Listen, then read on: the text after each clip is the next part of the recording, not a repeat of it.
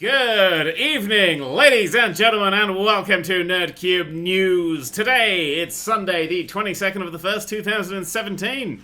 Unless you're American, in which case it's the 1st of the 22nd, 2017. Still don't quite know how that works.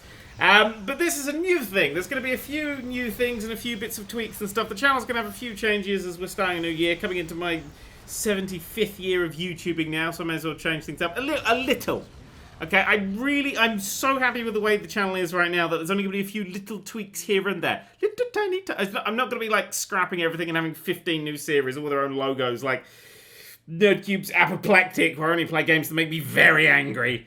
Although that might... No, I'm not going to be doing that. That's not going to be a thing. But every Sunday, I will gather us all together to go through the week in gaming news. This is a gaming news kind of thing, as a stream of consciously kind of thing. The other changes is that Wednesday, there used to be a thing called the Podcats, and then it went up on a different day that I can't remember. That's dead. I'm changing that. I'm changing that around. Instead of the Podcats, which kind of, I felt like it became a bit Top Gear by the end of it, in that the discussions were second to the camaraderie and the pissing around. So instead of discussing the news and stuff there, where it takes an hour and a half, I'm going to do it here for like half an hour, and then in that hour and a half to 2 hours of live streaming, we're going to play games. Nerd3's Online, as I've literally just titled it in my head, will be where it'll just be game. It'll be me, John, and Matt, and we're just going to play games. We're literally just going to live stream like other people would with various games. I kind of maybe want to do it slightly different to people. I want to kind of revive older games possibly through it, and kind of you can also get you involved in things, so we can be like, hey, let's do some stuff. It's going to be groovy. That's the plan. For those things. That's the main things that are changing. Also, I'm trying to get the time to do a second stream a week, but that second stream will be entirely focused on Star Trek Online. So, because at the moment, I'm just fucking addicted to Star Trek Online. I don't know, I just love it. And then we could all build a fleet, and I could build a starbase, and I could be the captain. I want to have the Admiral. I'm the Admiral. I'm so into that game. I've got like the Kelvin fucking Intel. You know, let's not talk about my ship, because it's from the shittiest Star Trek film ever made, but it's also the coolest fucking ship. Anyway, let's get on with the news! First things first, change it. Oh, I did that. I've written it down. Fuck, I've written it down, and I fucked it. I fucked it because I've written it. I was going to go, I'll just remember it. No, I'm going to write fucking down so I remember everything, and I've completely forgotten all of it already. What happened in the last week? Well, Nintendo, always a good start. Oh! In the background, I was going to have, hey, here's some footage and shit. But what I decided, right? I decided if this is going to be a stream of conscious, I'm just going to babble. So there'll just be a generic game in the background of whatever the fuck I feel like. Another thing that I've been playing this week, most likely, that I've just recorded some footage of, it'll be Sins of a Solar Empire, because I've been playing that a fair bit. I'll be able to get some, it'll be the mod, that Star Trek mod. So this isn't Star Trek Online in the background. That is Sins of a Solar Empire's Star Trek Armada 3 mod, which just got a new update. It's incredibly fucking good. I haven't actually recorded that footage yet, but now that means I get to play like half an hour of that today. Ha ha ha, I'm so clever. Let's get on with the news. Today, the 22nd of the 1st, 2017, Nintendo, the Switch launch day is not the be-all and the end-all. That's a quote from Nintendo there. Yeah, the Switch launch has 5 games. I actually pre-ordered a Switch, because what I do whenever a console comes out is the instant pre-orders go available, I stick a pre-order down, because it doesn't fucking cost anything. And then as the news drips into what's actually going to be in it, I decide if I want to keep it or get rid of it. I have removed my Switch pre-order, because there's no fucking point. There's one game that I care about in the game, and that's the Zelda game. That Zelda game looks fucking incredible. It looks really good. But it's also on the Wii U, and it's £20 cheaper on the Wii U, and I have a Wii U. Well, Emma Blackery has my Wii U. Actually, I think she lent it to someone. But I'll get that back, and then I'll be able to play the Zelda. Not at launch, because Emma will be playing it. She's the one with the Zelda fucking tattoo, so she gets dibs. But I feel like it didn't really, there's nothing else there to go for it. Like, that 1-2 Switch, I literally cannot remember the way round that goes. 2 on Switch, 1-2 Switch, can't remember. That thing, I don't care. And plus, to play that, I need like a second set of Joy-Cons, wouldn't I? Is that a 2 Joy-Con game? They're like, what was it, 70, 80 pounds? Might be 90. It was a huge amount of money for an extra set of those things. Fuck that. Oh, they're 43 pounds for one. For one half was 43 pounds. I remember that now. So, that's a shit ton of money. So fuck that noise. There's that Just Dance. Who gives a fuck? Bomberman. Yeah, ooh, wow, let's bring that back for fucking $50. So there's only the Zelda thing. So I was like, I'll just play it on the fucking Wii U. And also there's the things about the battery life, and you can't actually charge the things You have to plug the Joy-Cons in separately to charge them, and just 1,000 million problems with it. I was like, don't really care. But Nintendo was saying that the launch day is not the be-all and end-all. I mean, like, there's a thing going around at the moment that the N64 launched with 2 games. 1, Pilot Wings. 2, Super Mario 64.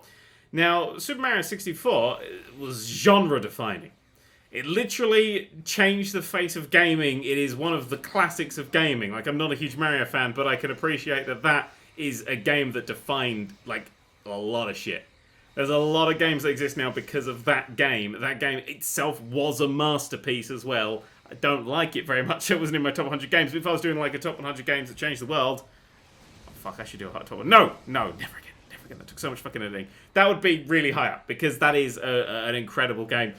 I don't really think that the Zelda's going to be that. I think it's going to be a great game, but it seems to sort of be like Nintendo's take on what's been going on, like crafting and more open worlds and sort of that sort of thing. It's like Nintendo are doing their own version of that. So it feels like they're catching up, not being really far ahead. So for me, I don't think it's that. I don't think that comparison really works. I don't think they're going to get that comparison they think. Also, if I'm right, the N64 Nintendo considered to really undersell. So I don't know why people are thinking that as an argument. That's not really been a good thing. But, you know, it's true. Like, a console isn't defined by its launch titles. I mean, most consoles have terrible launch titles. The 3DS had really terrible launch titles now. And now it's a Binding of Isaac machine, to be perfectly honest. It's the only thing I fucking play on that. I actually play that every fucking night now, Binding of Isaac. I'm getting really good. I'm actually learning some of that. I've got, like, an app on my phone that you blip and it goes, oh, this is the thing. It's Chrome. And go on the Binding of Isaac wiki. I don't know why I said app. But you blip and that's what that means, and I'm learning it. I'm like, you know what would have been good if they'd like named.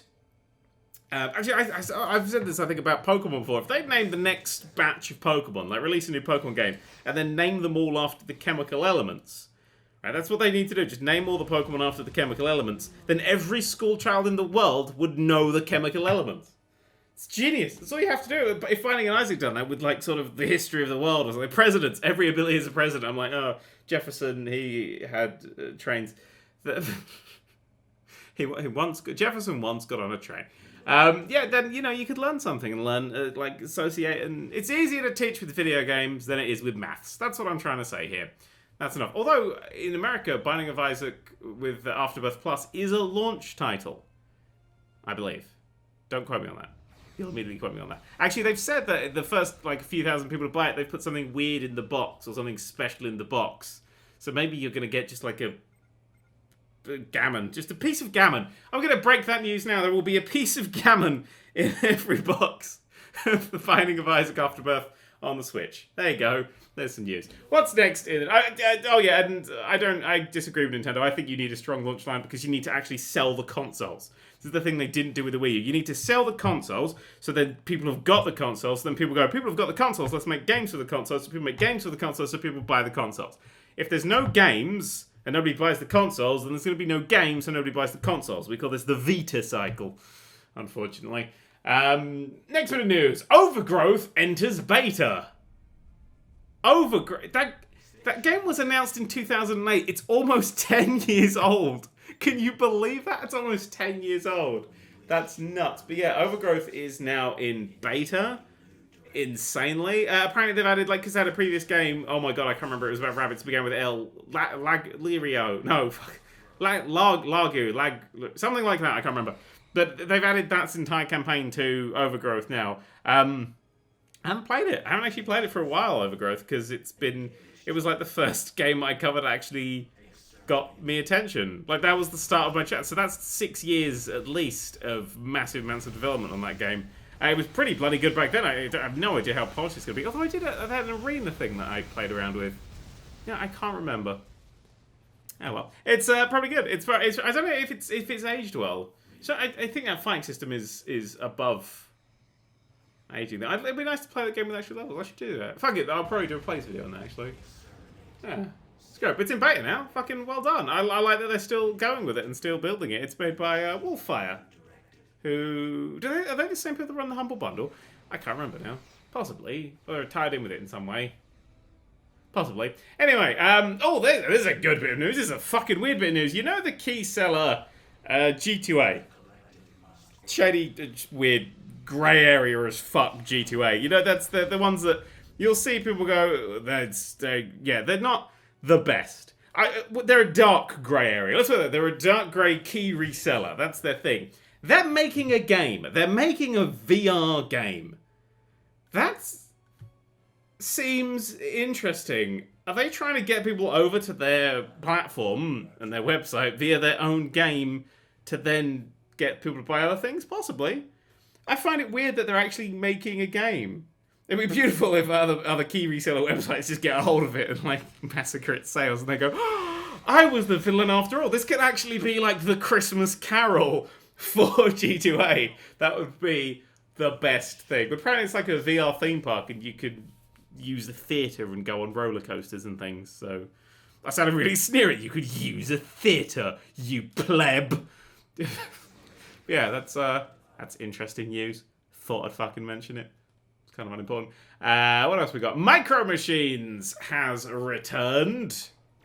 I mean, it returned a very short while ago with a microtransaction-laden piece of shit for mobile phones. But it's returned properly now. It's actually properly returned. Although, slight side note, speaking of proper things on mobile phones, Roller Coaster Tycoon Classic, that's Roller Coaster Tycoon Classic on mobile phones, is exceptional. Exceptional. I do not play mobile phone games. I buy them and try them and then go, no, I can see why this is terrible. I got Bully on my phone. I was like, oh my god, it's Bully. And then I played it for a few minutes. I was like, this is a brilliant game with a horrible control system. San Andreas is a laggy piece of shit on my phone, which is quite a modern phone. I don't know phone, so it's got a Minions phone case on it, so that should tell you everything you need to know about my phone. Tomb Raider 2 I got on my phone, and it's the worst control system I've ever seen. It's like, you open up the game and the fucking NASA space launch is glued to the side, and you have to push 1,000 buttons to make Laura fart in place, or whatever it is. But Roller Coaster Tycoon Classic is an incredibly good game on mobile phones. It says it's got in-app purchases when you go on the thing. It's literally just DLC. It's the 2 expansion packs and then a third like scenario editor and thing. So the whole game is like £15 or something, I think. Might have been a little bit more than that. I can't remember, but it's super good value, and it is just the proper full Roller Coaster Tycoons 1 and 2 glued together and made into its own thing, and it works fantastically well. It runs beautifully. The UI is a tiny bit fiddly if you're on a smaller phone, but I mean, if you've got a tablet, it's a no-brainer. You should absolutely get that, because they've really done a good job. Apparently, Chris Sawyer himself worked on that, and I believe that because it's of that high quality. If that's what he's been working on the past few years, then that it's totally tick, because he's fucking nailed that shit. It's incredibly well done. Also, while I'm recommending phone games, Mini Metro is the greatest phone game of all. It's just the best. Fucking love Mini Metro. It's just 5 minutes of blip. But the thing is, right? A lot of people describe mobile phone games as time wasters. Like, it's a time waster. It's a time waster. Oh, waste all the time. I hate that description. Mini Metro isn't a time waster. Mini Metro is intensity. It is intensity refined. It is shit. I've got 15,000 people on my rail network and I need to delete it all and start again. Let's hope I don't fuck this up.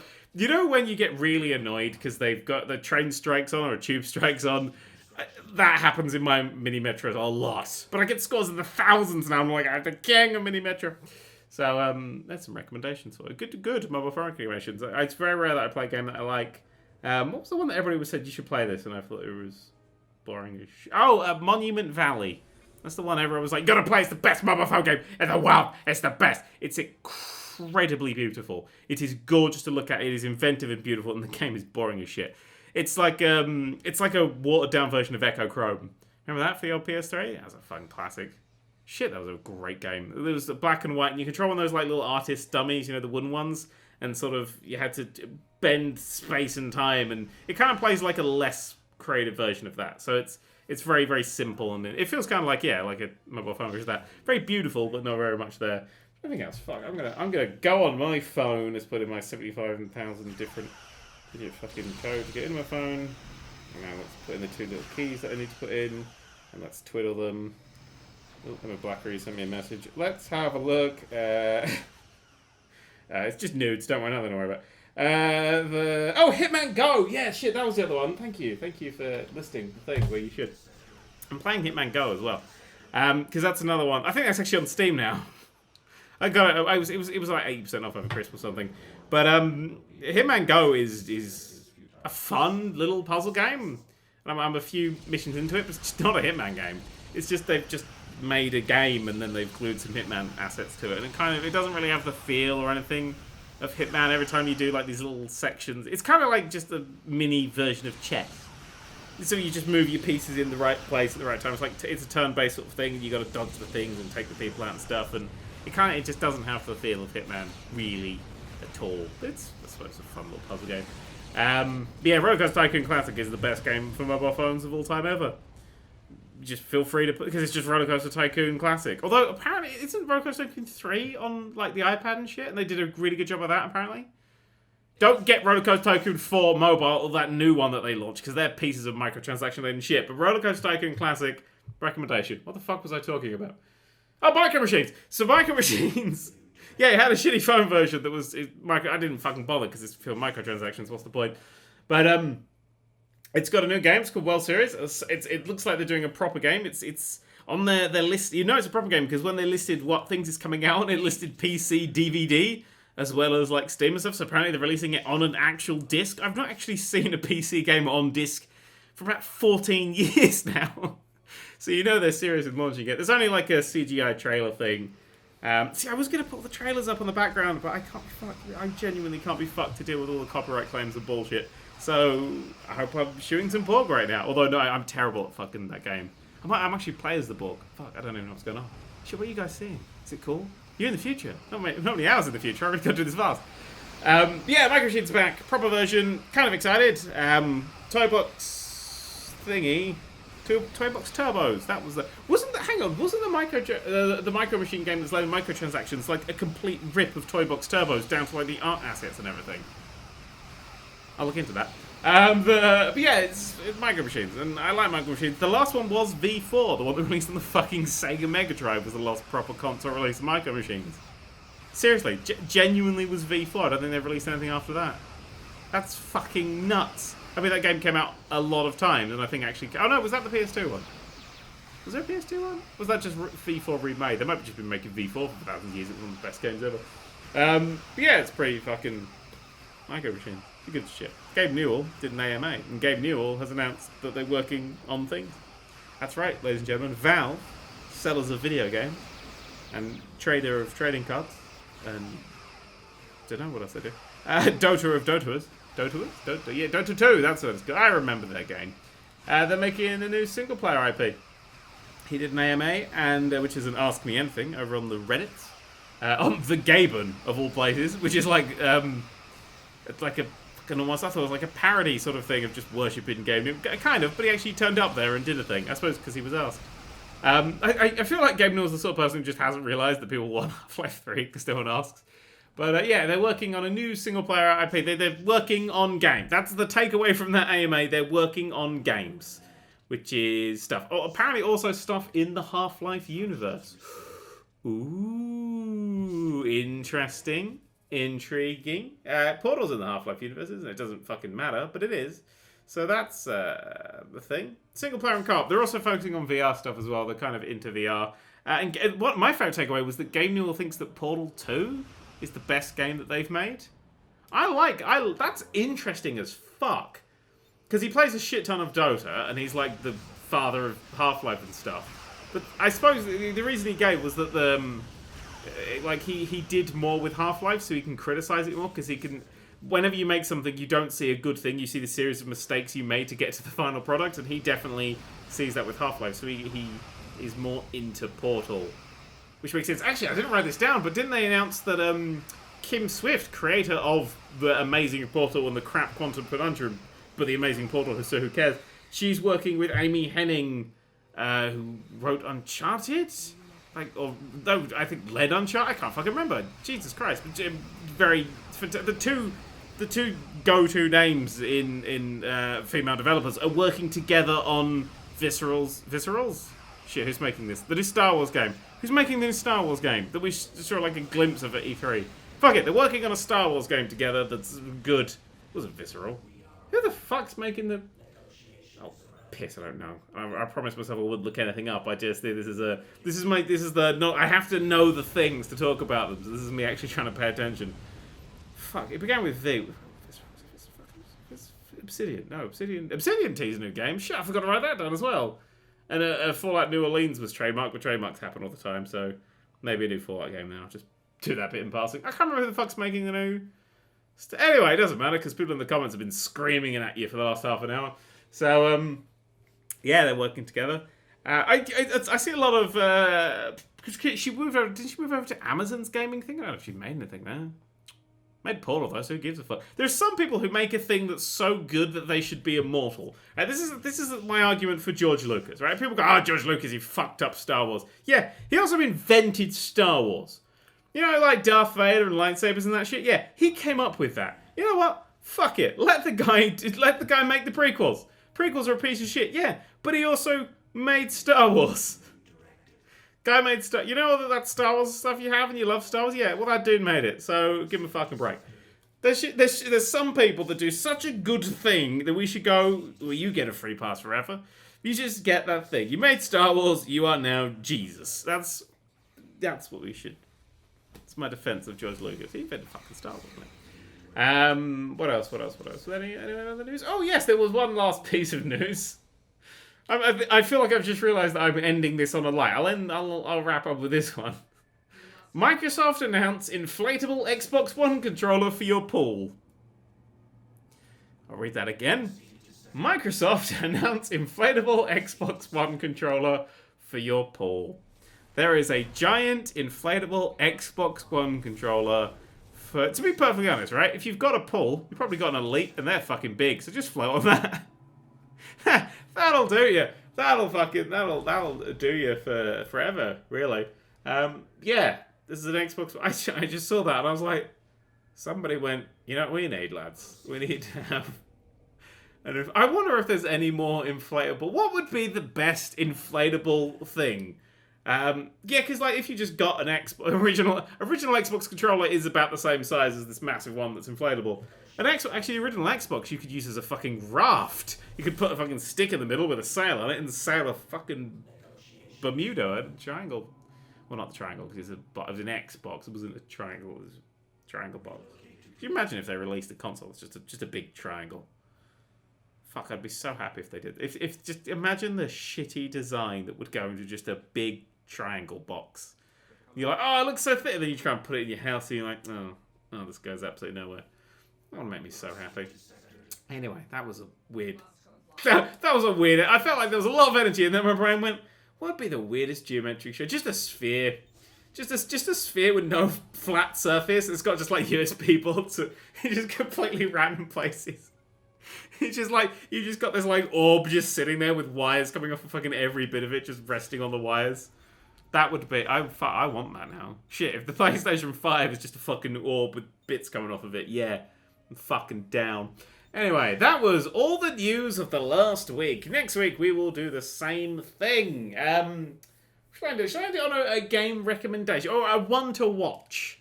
I'll end it on a one to watch as an extra piece of newsery. There is a game called Hidden Folks that I very luckily got an early version of. I'm not doing a video on it until it's done. That's because I love this game to absolute buggery and I want to make it shine in the best light. It's because the game as it is, because I've got quite an early version of it, it's I could show it off and you'd all go, that's amazing, I need to buy it. But I want to show it off when it's finished. I like to, if it's a really good game, I like to hold back. There's no rush. Really, I like to be perfectly honest, it's much nicer because then you get to see my sales peaks. When I mention a game, you see a nice peak in the developer's graphs of sales. I'm like, ah. But Hidden Folks is Where's Wally the video game, where everything is black and white and hand-drawn, everything is animating, and all the sound effects are made by what sounds like one man going pew pew sht. And it is so fun and joyous and cute and lovely. Go look it up. It's called Hidden Folks, and it's cracking. Keep an eye on that game. Seriously, I think it's little. It's not gonna explode the world, but fun. That's a fun little game. Anyway, right. So that was Nerd³ news for the 22nd/1st of the 1st/22nd, 2017. The bit we can all agree on. Be sure on Wednesday to watch the stream over on Twitch, where I kind of want to bring back a bit of a dead server, so it might be an interesting old game or something weird that we're going to be playing there. If you can't, of course, make the stream, the videos will be uploaded on the main channel on Fridays. I'll try and keep to getting them up on Fridays. It's a nice thing to have up on Fridays. We'll have plays videos Mondays, Tuesdays, Mondays, Thursdays, and Saturdays, isn't it? Yeah, fuck. I upload so much shit, trying to remember when it all goes up is quite difficult. Daily complete series on the main channel. Over on Dad3's channel, we've got the Food of Dad3 on Fridays, Adventures of Dad3, which is silly, weird sketch shit, on Saturdays. Sundays of Dad3, where I play stuff with him, will be back soon. I've been quite ill, so I haven't been able to play any of that Saints Row 3 completes that we're doing over there. That's on Sundays. Mondays, he has nothing. Tuesdays, he does the Word of Dad3. We'll tell you stories about all of his brushes with health and safety when he was a builder. Most of his stories are, yeah, if we got caught, we'd be in jail now. It's wonderful. It's beautiful. And then on the Toys channel, we will be having Toys videos on Wednesdays and Lego videos on Fridays. Now, the Lego videos are going to be covering the modular buildings for the next sort of 11 to 12 weeks. I have all of them. I'm going to be going through all of them in reverse order with a nice sort of breakdown-y kind of look of it, because I'm rearranging my house so I can fit in. I've got a Lego room. But I've got a Lego room now because I needed it. Don't need a spare bedroom. People don't visit often enough. But a Lego room, necessity. So as things are being moved around, I can show off all the wonderful, exquisite modular buildings. I think that's everything. And there's a Patreon post that goes up every Saturday/Sunday/Friday, whenever it actually goes up. That's all the things that I release in it. That's a lot of shit. It's a lot of shit. I just realised. God damn. Wow, feel free to just watch the bits you like. That's kind of the point, that's why I put so much up. Don't try and watch everything, you'll go mad! Anyway, thank you very much for watching this. Let me know what you thought of it, and I'll see you tomorrow. I'll probably put this up at 9. So tomorrow will be the next videos. Yeah, I think. Fuck, Jesus Christ, I need to write this shit down.